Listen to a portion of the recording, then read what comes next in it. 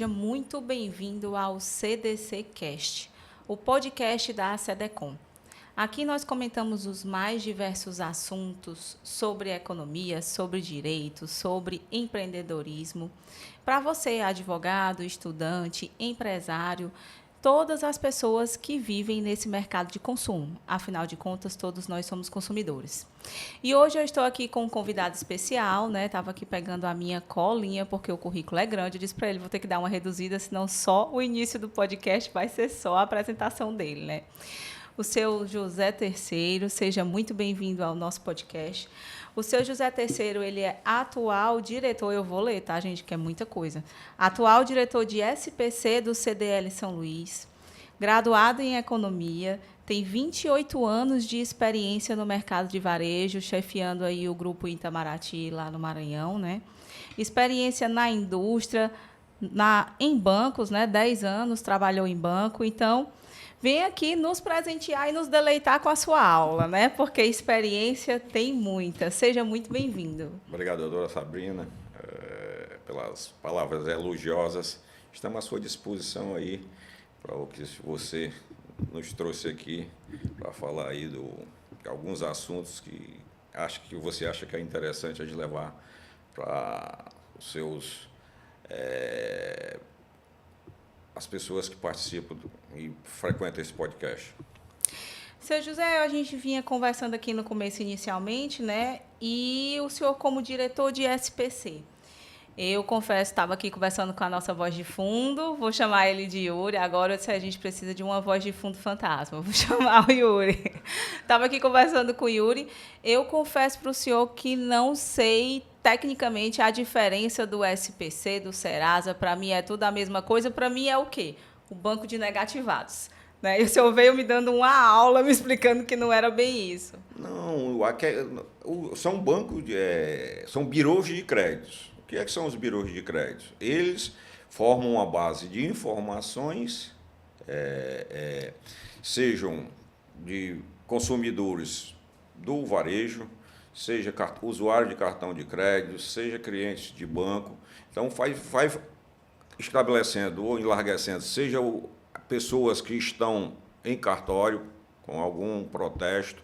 Então, cada banco de dados desse vai incorporando na sua carteira e fazendo uma cesta de produtos que leve para o lojista, principalmente, aquele que usa a concessão de crédito, para dar uma base mais assertiva, fundamentar a liberação do crédito para o consumidor que está procurando essa concessão, da melhor forma em que possa ser honrado e que possa permitir também fazer uma avaliação do nível do potencial de pagamento desse consumidor para que ele não venha inadimplir logo no futuro. Como a gente estava conversando, eu confesso que eu não sabia, tá, gente, que o SPC era um banco de crédito, né? Que era essa coisa tão grande, vamos dizer assim. Né? Conseguiu desmistificar, pelo menos para mim, um pouco essa questão da visão de que é o banco de negativados. Mas a gente vinha conversando também sobre o perfil, né? Que vocês chegam a analisar esse perfil do devedor, o perfil do pagador. Me conta melhor como é essa situação dentro do SPC. Olha, dentro desse banco de dados, a gente tira, por exemplo, qualquer cliente que queira, por exemplo, tem um supermercado que quer liberar o crédito para o cartão. Então, ele diz assim, eu preciso que o perfil, ele traça um perfil, eu preciso dessa informação da renda dele, dos níveis, e já fazer todo aquele score para ele, no sentido de que ele possa realmente liberar esse crédito sem comprometer a capacidade financeira desse consumidor. Então, nós temos aí, hoje no Brasil, nós temos muitos bancos, acho que já quase 10 bancos de dados, mas os principais o SPC Brasil, temos a Boa Vista, São Paulo, nós temos o Serasa, temos o DESP, e tem outros bancos aí, tem o Equifax, que também já chegou, são bancos de dados estrangeiros que estão vendo a expansão desse mercado virou de crédito, estão adentrando ao país. E dentro desses consumidores, né, ele comentou aqui com a gente nos bastidores um dado curioso sobre quem deve mais e quem paga mais, né? Tem um estudo de faixa etária. Normalmente nós fazemos esses levantamentos. Mensalmente, o SPC Brasil, ele nos passa o posicionamento do endividamento da população consumidora, logicamente pegando todos os dentro do nosso, digamos assim, banco de dados. Ele não pode nominar quem é a pessoa, nem o que, porque é respeito à lei da proteção de dados. Então, ele vê o nível e a faixa etária. Infelizmente, nós temos ainda o desconhecimento da população em termos da gestão financeira. Poucas pessoas sabe fazer um planejamento financeiro mensal, anual. Aliás, o brasileiro é pouco usual do planejamento. Ele fica todo ano, chega o final do ano, todo mundo lembra dessa história, eu vou planejar o próximo ano. Mas, infelizmente, o brasileiro deixa tudo para a última hora. Quando chega no final do ano, ele já está ansioso pelo 13º salário, porque é para quitar as dívidas, porque ele não fez um planejamento. E o banco de dados, quando ele é bem tratado na hora do fornecimento de crédito, ele pode auxiliar o consumidor a honrar seus compromissos, não vir sempre naquela questão de estar inadimplente. A gente faz essa questão de planejar o próximo ano, né? Planeja a dieta, planeja os exercícios, mas não planeja os gastos, né, Yuri? Planeja os gastos, Yuri. O Yuri está sinalizando que não, né? É muito importante essa questão da educação financeira. E no ponto de vista do senhor, a gente vinha conversando também sobre a questão do superendividamento, né? Queria que o senhor comentasse um pouco mais sobre isso com base nesses dados. Essa questão do superendividamento digamos assim, relativamente está intrínseca a essa questão da deseducação financeira. Eu, enquanto economista, que às vezes vou dar algumas entrevistas sobre o nível de endividamento, as pessoas perguntam o que falta. Eu digo, realmente falta a gente introduzir, desde do início do estudo, lá no primário, já vim carregando algumas cadeiras de gestão financeira. Ensinar, mostrar o que é o dinheiro, o que é as finanças, como é que se constitui. Tem algumas escolas que, quando a gente, como diz assim, os economistas vão muito para a televisão, falando dessa questão, tentando incutir na cabeça do brasileiro, e a gente precisaria que os deputados, os senadores, né, botassem um projeto de, dentro na educação, já vinha desde a base, uma cadeira.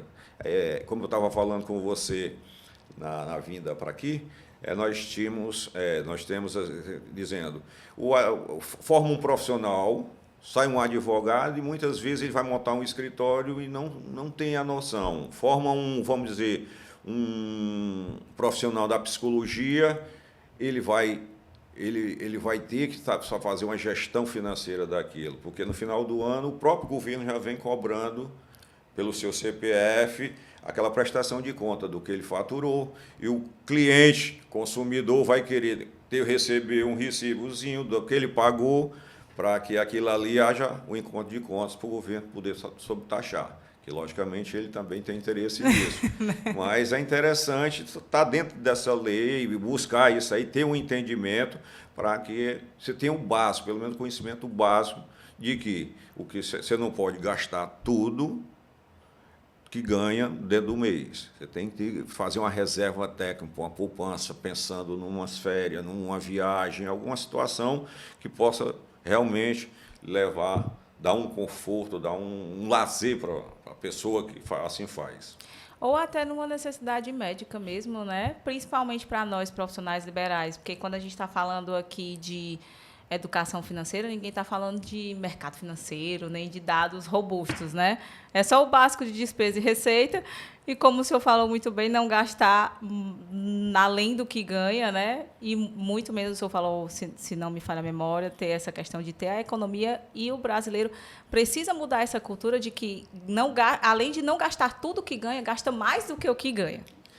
Porque Né? o brasileiro, eu acho que eu esqueci de falar isso para você, o brasileiro, ele acha que o cartão de crédito, o limite do cartão de crédito dele é renda. Tem essas coisas. O talão de cheque especial, ele acha que aquilo ali é para complemento de renda dele. E aí, às vezes, ele se afoga no cartão de crédito, ele se afoga no cheque especial. E, além das despesas, são excessivas de outras formas. Aí vai para o banco de dados. Aí o banco de dados vai receber essa informação e, logicamente, ele vai ser coibido lá na frente quando for buscar o crédito. Porque quando você paga, e além de pagar um juros exorbitante, pelo menos cartão já é fato que você, antigamente tinha um parcelamento, você pagava 10%, o limite mínimo era 10%. Hoje o Banco Central já regulamentou que não pode ser só 10%. Você tem que ter uma fatia, você parcelando, não dá só para ir acumulando. E ficava aquela dívida impagável, que aí tinha que vir para o advogado para negociar e buscar uma parceria. E a gente, enquanto instituição, mesmo Bureau de Crédito, a gente sempre tem aconselhado, vai para a mídia, tem informado, e tem para os parceiros que, quando o consumidor busca a gente para saber se está negativado e onde está negativado, a gente sempre tenta intercambiar uma negociação que seja favorável, tanto para o consumidor quanto para aquele lojista que tenha o crédito perante esse devedor. Esse papel de vocês é muito importante, né? E a gente falar sobre isso, de desmistificar tanto o banco de devedores, né? Que é como eu vim dizendo, para mim, o SPC era só um banco de devedores, agora eu vou chamar de banco de crédito. Tanto desmistificar o banco de devedores como os próprios devedores, né? A questão é esse Bureau de Crédito, que seria o mais assertivo, ele traz essa ideia. E é tanto que também já foi aprovado no Congresso, já foi aprovado o cadastro positivo, que é para tirar a ideia, essa formação de que está no SPC, está negativado. Não é, o SPC não é só negativar. O SPC tem os CDLs, as instituições, ela tem outro serviço que presta para o lojista, no caso, a certificação digital, treinamentos, nós fazemos seminários. Então, isso para levar para o lojista a concepção de que se o consumidor não recebe anteriormente aquela educação, mas na hora dele conceder o crédito, eu digo, eu quero 10 mil. Eu vou analisar seu perfil e digo, olha, o que eu posso lhe, nesse momento, o que dá para lhe oferecer é 4 mil. Essa é a informação que normalmente o Bureau de Crédito vai levar para aquele associado que busca essa informação para proteger tanto o lojista do poder de recepção, como proteger o consumidor do direito, da proporcionalidade que ele pode cumprir, honrar perante aquele empréstimo que ele vai adquirir. Olha aí que visão interessante, né? Então, o SPC é até como é que a gente pode dizer assim, um preventor de cadastro de consumo irresponsável, né? Não, a gente tenta, a informação que se dá é para isso, é para mediar. A gente vai fazer scorear, hoje se chama, vai fazer o score, estabelece um score, o cadastro positivo estabelece um score, que a gente tinha a intenção, a lei veio, esse cadastro positivo veio com a ideia de fomentar, que ainda lá na frente a política econômica não permite para o próprio banco, mas a ideia era que, se eu tiver um bom score, eu também poder contrair um empréstimo com uma taxa de juros inferior. o banco de dados, o SPC, o Bureau de Crédito, eles não estão aqui só para negativar, não é o carrasco. A gente negativa que é para proteger aquele lojista de que se está negativado é porque ele não é um bom, ele não é, não adianta eu vender para ele naquele momento, porque se ele não honrou o compromisso anterior, a capacidade dele de pagamento é mínima. Está comprometida. Está né? comprometida. Então, é essa questão que muitas vezes o consumidor diz, não, mas foi só aquele, eu não paguei por isso, por aquilo outro, não é devido. Então, aí ele não vai medir essa questão da realidade do negócio, do fato. Aí é mais para a área jurídica resolver isso aí. Deixa para os advogados, essa questão deixa para os advogados. Para os advogados. Aí não é os universitários que estão aqui no Bureau de Crédito que vão resolver. Aí é só os professores do direito que realmente têm essa capacidade de dirimir essas dúvidas. Logicamente, a gente muitas vezes pede para que entre, como diz a Justiça, busque uma conciliação, que é a melhor, eu acho que a melhor forma de se resolver qualquer situação é através da conciliação. E o que o senhor tem percebido na atuação do SPC é que sempre, né, as duas pontas sempre têm esse interesse de manter esse mercado de consumo vivo, né? Tanto aquela pessoa que, como disse o senhor, por alguma situação não conseguiu pagar, muitas vezes ela procura o Bureau de Crédito, né, buscando esse pagamento. E como é que funciona essa intermediação de vocês quando esse consumidor que quer pagar, por exemplo, tem algum atendimento no SPC? Eu confesso que eu desconheço se tenha. Olha, nós só fazemos sempre os birôs de negociação, sempre tem inclusive nós temos aí agora um plantão de negociação, que tá, e às vezes o próprio Tribunal de Justiça faz, tem um termo que ele usa. A parceria? Eles fazem um chamamento para conciliação. Tribunal Civil e como no trabalhista, ele sempre abre o próprio PROCON. Sim. Também é chamado para fazer essas negociações aí, intermediações de negociações, para que o consumidor realmente possa limpar seu nome da melhor forma possível, negociando. São o feirão limpa-nome, essas coisas assim? Isso. Só que não, o governo que incentiva muito esse consumo, porque ele criou, como você falou, a lei do superendividamento, que cai por terra porque ele estabelece uma renda mínima de R$300, que há de convir que isso aí é matar uma criança de inanição, quanto mais uma família. Você não compra a criança com R$300 e morre de inanição, infelizmente. E dizer que é a renda mínima do brasileiro não dá, não comporta. Aí fica difícil fazer uma negociação dessa forma. E aí você diz, perdoa a dívida, até X. Tá, perdoou, beleza. Mas aí que eu vou liberar o crédito, vai perdoar. Vai ter que perdoar. O governo vai ter que fazer criar uma nova situação para perdoar. Infelizmente, por um lado, fica no 0 a 0, empata, porque você não resolve a situação. O governo baixa algumas normas que quer incentivar o consumo, porque ele não tem uma política fiscal, nem uma política econômica que favoreça realmente o que pode emprego e renda, que pode gerar uma renda que dê para fazer a coisa, e não é só liberar uma pequena parcela de endividamento para voltar para o consumo. Isso aí realmente não traz nenhum atrativo e realmente não soluciona. O que soluciona é emprego, porque o emprego gera renda, e gerando renda, logicamente, se fomenta o consumo. Que aí, tendo um consumo, a indústria também começa a produzir mais, e aí como se diz, a roda gira mais rápido. Essa é a ideia. Não essa ideia de que a gente vai, libera crédito. E aí chega uma hora que a corda arrebenta. Instituições como o SPC procuram, né, auxiliar nessa liberação do crédito responsável, né? Isso era uma visão que eu não tinha. Achava realmente que era só um banco de negativados. Pois é, essa mística que foi criada, que é só o banco de negativos, não é. A gente tem um conceito de que tem que ser bom para os dois lados, na hora de conceder como na hora de receber.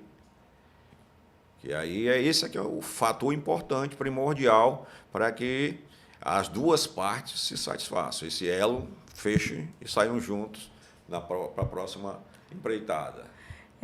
E bom seria se eu também não sabia, né, como o senhor estava falando aí dessa ideia do cadastro positivo, de que ele deveria, né, toda ideia começa boa, né? A gente começa com umas ideias boas, que ele tinha essa intenção de baixar os juros de quem tem um cadastro positivo e está contratando, né? Confesso que era uma informação também que eu não tinha. E aí, me aproveitando, como se aproveitando um pouco do convidado, o senhor disse que entende que muito disso, né, não é que exista o vilão lojista e nem é necessariamente o mal pagador consumidor, né? São situações que ocorrem, que essa lei do superendividamento poderia ter vindo para trazer muito benefício para a sociedade, mas, infelizmente, ela se tornou letra morta por causa do decreto presidencial, né, que não permite, como o senhor disse. Vou até, Yuri, a voz do fundo, fazer o corte aí nessa parte, que eu adorei essa frase. Com R$ 300, uma criança morre de inanição, né? Como é que você vai sustentar uma família? Realmente é impossível. E os empresários veem que precisa esse mercado de consumo voltar a funcionar. Os consumidores querem voltar a consumir, né? O SPC está aí no meio do caminho tentando ajudar esse mercado, mas, infelizmente, falta um pouco de educação financeira. Essa educação financeira, para mim, sempre foi fundamental. Assim, nas minhas falas, eu sempre coloco isso. O brasileiro, infelizmente, não tem nenhuma formação financeira. É triste, mas é uma realidade.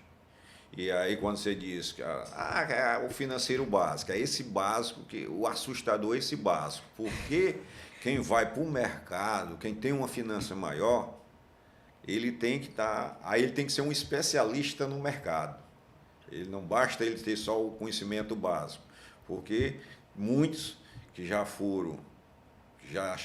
se acharam capazes de ir e fizeram investimento e perderam muito. Então tem que ter o mercado é complexo, é amplo e dinâmico. E aí a pessoa tem que ter um pouquinho de especialização.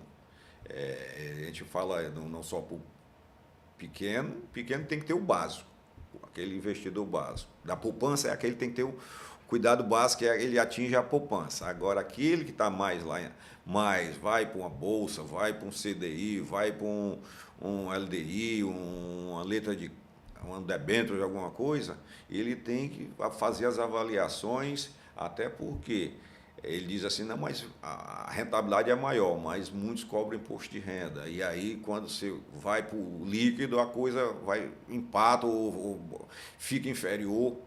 E você tem uma taxa de Selic, que já está agora, subiu para 10,75, se não me engano, aí fica complicado. Você não pode estar brincando de cair. O dólar com quase R$ 6, a coisa fica até para quem é realmente do mercado e quem tem conhecimento, porque o jogo é pesado. E o que o senhor sugere como economista, com essa experiência de 28 anos no varejo? Aqui sai a advogada, sai a associada e entra a mãe, para a gente educar uma criança financeiramente. Isso é uma dúvida particular minha. Como é que eu digo para o meu filho, por exemplo, que está no shopping? Eu comentei isso hoje com uma colega que gosta de colecionar minhos. Mãe, eu quero. Mas como é que eu digo que eu não posso para transmitir essa educação financeira para ele sem ser uma imposição? É difícil. Eu sou avô. Eu não preciso mais fazer isso. Mas existe aquela questão. Primeiro, é saber dizer o não. Segundo, a minha tem um cofrinho. Cofrinho que eu, lá nos meus idos 7, 8 anos, há 55 anos atrás, eu me lembro, na época que eu vendia meus bolos da Dona Vera, eu tinha a poupança terra, domos, que tinha uns cofrinhos. Eu sempre botava uma moedinha lá, que era, não me lembro qual era, se era cruzado, cruzeiro, mas botava a moedinha lá. Quando eu enchia o cofrinho era interessante, tinha uma máquina, você derramava e ficava separando as notinhas, no final ela me dava o recibo, na sua poupança. Você tem que dizer, olha, não vou lhe dar porque você não precisa disso, você já tem o suficiente. É fazer aquela questão que se faz no varejo, o vendedor faz, fazer anamnese com ele, dizer que ele tem que se preparar para o futuro, ir conversando. Para ter isso, você precisa fazer isso. Para ter aquilo, você vai precisar estar aqui. Então, vamos juntar. Você cria a questão da mesada, está aqui.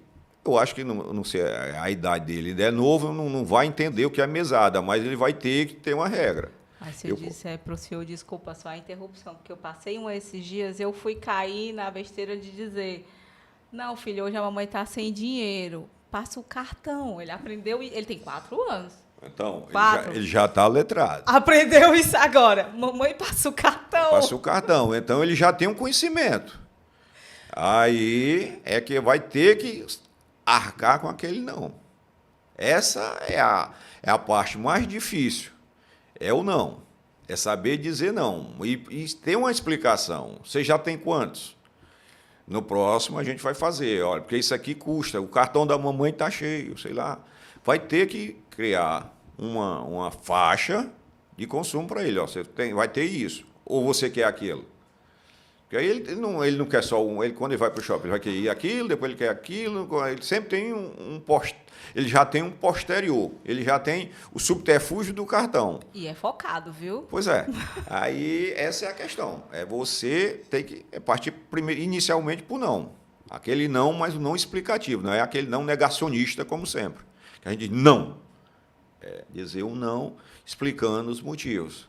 O cartão não tem, mas não comporta. Como não tem dinheiro na bolsa, o cartão também está vazio. E por aí vai. Uma linguagem que seja inteligível por ele. Aí é difícil, mas é possível. E a escola também. A minha neta já chega, o pessoal já trabalha com as célulazinhas, já faz as feirinhas, troca os escambos. Ah, que legal! Então, é interessante. Cobrar isso também na escola lá, porque você vai pesquisando há 4 anos, já sabe do cartão, então vamos fazer o escambo aqui, você não vai trabalhar com dinheiro, mas tem aquelas célulazinhas de brincadeira que vai fazendo, tem os jogos, então isso é importante, começa por aí, é para que ele valorize aquilo, você vai ter isso, mas não vai ter aquilo. Ele começar a valorizar e saber o custo daquilo. Eu vou lhe dar, está aqui seus R$10. Você dá uns R$10 para ele, quanto é o brinquedo? Você vai gastar agora? Sabe que acabou o dinheiro. O cartão não tem mais.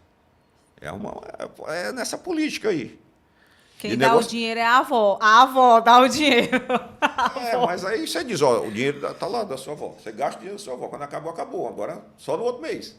Começa a prospectar de qualquer forma. Mas ele tem que ser trabalhado. A criança tem que ser trabalhada no todo o seu tempo. Mas é isso que eu acho interessante. Porque aí diz que... Desculpa. Tem a desculpa que avô atrapalha, a avó atrapalha. Mas... A defesa dos avós aí, os avós que estão assistindo. Mas sempre tem que dizer o não. É porque as pessoas... Se o pai não diz não, o avô é mais difícil ainda dizer não. Então, isso tem que ter... tem que ter esse posicionamento, não é negacionista, é de dar o não, mas com explicação. Eu acho interessante isso. A gente, buscando, né, trazer essa educação financeira para ele, a gente comprou uma carteira daquelas antigas, Yuri, que tinha o velcro. Quando Sim. Você abre assim, em 3 partes. E aí o meu marido deu uns $, de brinquedo para ele. né? E a minha mãe deu real. Então, ele ficou com as duas na carteira. Aí ele, mãe, vamos pro shopping, vamos pro shopping, vamos pro shopping. Eu disse, não, meu filho, hoje não é dia de ir pro shopping. Eu não posso mais dizer que não tem dinheiro. Eu tenho que dar outra explicação. Porque ele foi lá, mãe, espera aí. Eu disse, não tem. Ele, mãe, espera aí. Foi lá no quarto, pegou a carteira, abriu. Aí, ó, eu tenho é dólar. E botou assim em cima. Olha, não é tão inocente, ó. Já sabe que o dólar tem um valor. Ele tem uma noção de valor já. E ele sabe que o dólar vale mais, né? Então ele já tem uma noção de valor. Então ele não é tão inocente. Aí ele tem que incutir, valorizar aquele que está na mão dele. Aí é mais fácil, a condução é com jeito. Mãe sabe, coração de mãe é bom, mas sabe também fazer a melhor forma possível. Ah, meu Deus, mas é tão difícil. E a ideia que é uma baita de uma profissional no advogado, sabe tem o poder de convencimento, o argumento é muito forte. Então, pronto. Mas a gente estava conversando esses dias, eu e meu marido. Eu não sei, não. Eu acho que ele vai ser advogado antes de entrar na faculdade, porque quem tem argumento é ele, viu? 4 anos de idade, ele já me contesta. Imagine quando tiver com 10, 15 anos. Eu não estou preparada. Isso é muito bom, mas é a hora agora tem que trabalhar ou não mesmo.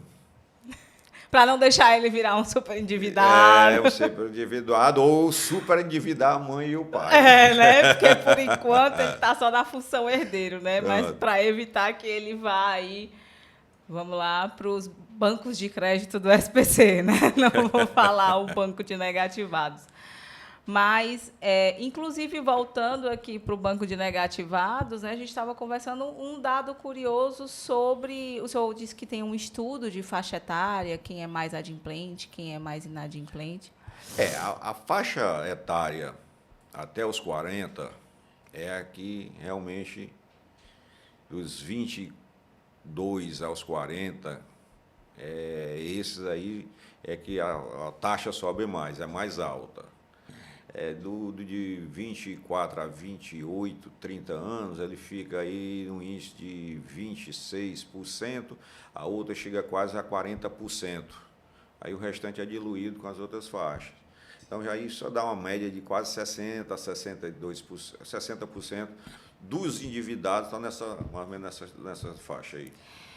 E é um dado curioso, né? Eu não sei se já houve alguma análise do SPC com relação a isso. É um dado curioso porque, em tese, é a idade em que... É a idade produtiva, né?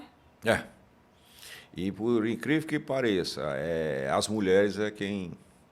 O estudo aponta que muito endividamento das mulheres. Pelo menos, eu digo... Nos bancos do SPC.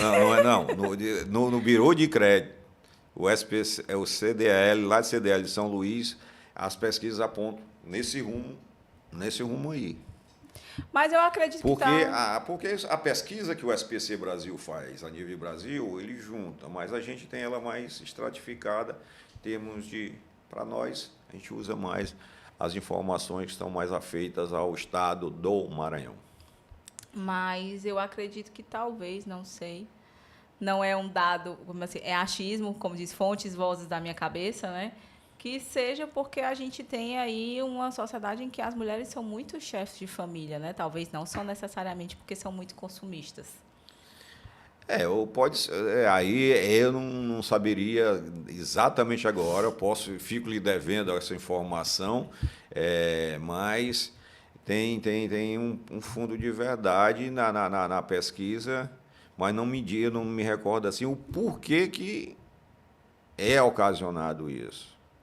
Porque também você tem uma faixa que muitas mulheres hoje são a cabeça da família. São arrimo de família, né? São a cabeça da família. São as que estão... as que separaram.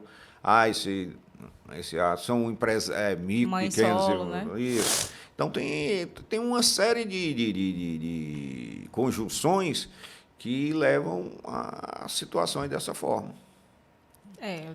Eu sou mulher, né? Eu tenho que defender as mulheres. Não posso dizer que é porque consome demais ou porque compra demais. Mas aí também entra que eu coloquei anteriormente, a questão da deseducação financeira. Eita, assunto difícil. Outro assunto desse aí, Yuri, de educação financeira, dava outro podcast. É para eu contar aqui os causos do meu filho. Pois é, você observar, mulher gosta do bom e do melhor. Se você olhar no guarda-roupa de uma mulher, você vê quantos sapatos. Mas a sociedade que incentiva o nosso consumo. Olha, sim, aí nós vamos entrar Em outra esfera. É outra esfera. Isso aí é uma realidade. O consumismo é maior pelas mulheres. No público feminino, né? Público Inclusive, feminino. nós temos estudos aqui na SEDECOM, né? Temos especialistas nas mais diversas áreas. A gente tem estudos, inclusive, que a famigerada taxa rosa, eu não sei se o senhor já ouviu falar dela, mas que os produtos voltados para o mercado feminino, eles são mais caros só pelo fato de serem voltados para o mercado feminino. E a gente não está falando de diferenciação de tecnologia, de nada do gênero, não. Se você pegar, né, volta aqui a vibe da mãe que está agora comprando material escolar, aproveitando a Black Friday para comprar material escolar, se você pegar uma mochila da menina e uma mochila do menino, a mochila da menina muitas vezes é mais cara. O material é o mesmo, a fabricação é a mesma, é tudo igual, mas a rosa é mais cara. É verdade. Essa vibe influencia muito. Isso aí digamos assim, é o marketing que eleva isso aí. E o varejo usa muito desse marketing para poder realmente atingir aquele consumidor que você já prestou atenção, né? Já está mais letrada nessa situação. Ele usa esse marketing digital principalmente para ele levar, não sei se ele gasta mais com o marketing para encarecer ou elevar esse custo dessas peças, mas que funciona assim, funciona. É a mesma coisa que se você for fazer o supermercado com fome, as pessoas às vezes não acreditam no que eu digo, mas você vai fazer o supermercado saciada, você vai ver. E faça ele com fome para você ver qual é a diferença que vai dar no final. Compra muito mais. Eu já fiz. Eu já fiz Então, a experiência. A minha tese não tá aprovada. Está aprovada, certo? Essas são as questões que o consumidor não tem. Se levar o filho para o supermercado, você vai sair com o carro com mais guloseimas de que quando ele não vai. Então, são essas coisas que você tem que policiar. O consumidor que está atento, que está escolado, ele vai ter esses deslizes, rodopios para realmente diminuir seu endividamento.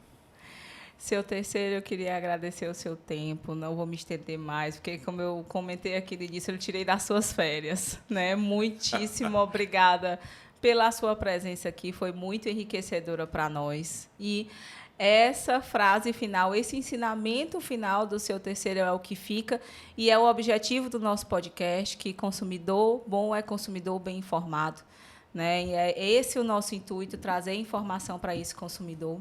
E você que nos assiste, se gostou desse conteúdo, comenta aqui nesse vídeo o que foi que você mais gostou, se tem algum assunto que você queria ver mais aqui. Se gostou desse conteúdo, comenta, compartilha, nos segue nas nossas redes sociais, @acedecom. Muito obrigada.